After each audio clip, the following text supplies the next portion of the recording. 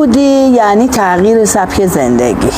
من برای اینکه برسم به یک بهبودی پایدار باید یک سری کارا برای خودم بکنم. من یه بیماری دارم که چند وجهیه، از جنبه جسمانی، روحانی، احساسی و عاطفی و روانی منو درگیر میکنه. من برای که برسم به اون بهبودیه که مد نظرمه و توی برنامه به من گفتم، باید تو تمام این نقطه ها، یعنی قسمت جسمانی خودم، قسمت روانی خودم، احساسی و عاطفی خودم، یه کارایی رو برای خودم انجام بدم.